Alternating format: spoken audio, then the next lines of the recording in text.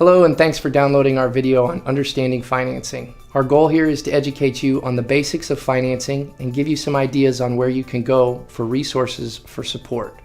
What we'd like to do is consult with you on what offerings you should make to the buyer public in order to increase the affordability of your home and how to help you qualify each potential buyer who makes an offer on your property.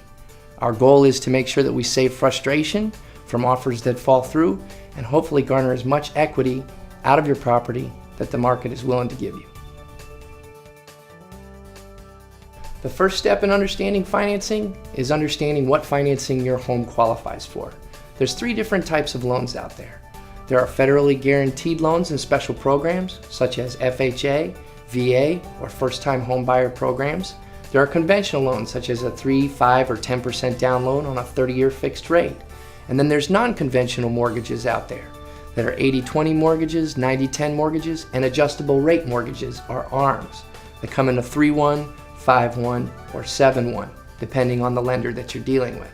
That being said, you need to understand what financing your home qualifies for and what price range it is and how that affects potential financing. The price range of your home is going to affect what financing any potential buyer could qualify for. If you're under a certain price range, your property will probably qualify for an FHA, VA, or first-time homebuyer program. If you're over a certain price range, your property will have to be in a jumbo or non-conventional loan mortgage in order to qualify for a potential buyer. The best thing to do here is to call a mortgage broker. Tell them what you're offering your home out at, give them some specifics about your property, and ask them, what sort of financing will my home qualify for? Or more importantly, what is the most likely type of financing a buyer will get when purchasing this property? You can even have that mortgage lender come out to your property and pre-approve it for different types of financing programs. This is an important step as you can add it to your marketing and give a buyer a good idea as to what type of financing they'll be getting when purchasing your property. One of the first things to consider when offering out financing is what sort of incentives are you going to potentially offer to a buyer. Again, this goes back to building a relationship with a mortgage broker. Figure out what most likely type of financing they are going to utilize, and then what sort of incentives can be offered along with that financing. Some sort of standard incentives are paying a portion of the buyer's down payment or down payment assistance, usually anywhere from 3 to 6% depending on the loan. You can also offer to pay a portion of the buyer's closing costs, their appraiser fees, title, insurance, or inspection fees.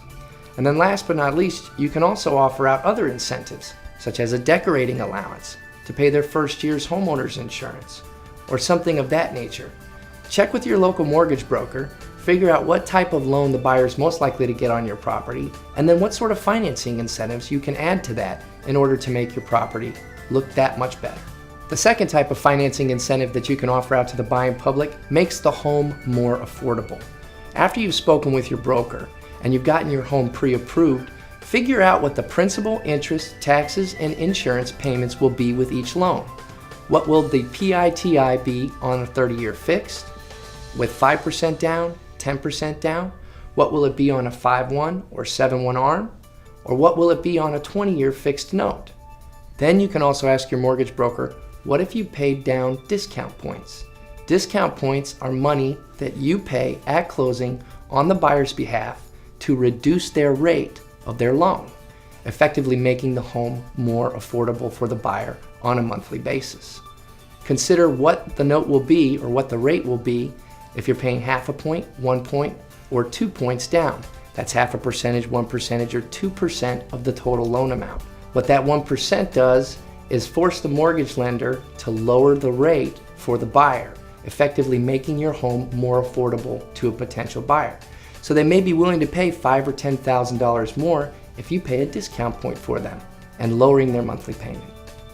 Once you've decided what incentives you're going to offer out to the buying public, be sure you have a method in order to pre-approve all the buyers who come through and look at your property or inquire about it and would like to see it. You've built that relationship with a mortgage lender, so when a buyer calls, if they're not pre-approved, send them to that mortgage lender first. Have them run a tri-merge credit report and make sure that they can afford your property. Understanding financing and the basics of financing is very important to the real estate process. Our goal here obviously is to make sure that you save yourself time and frustration and you don't deal with buyers who really can't afford your property. More important than understanding the basics is making sure that you have a relationship with an individual who can help you with the actual mortgage process and qualify all your buyers.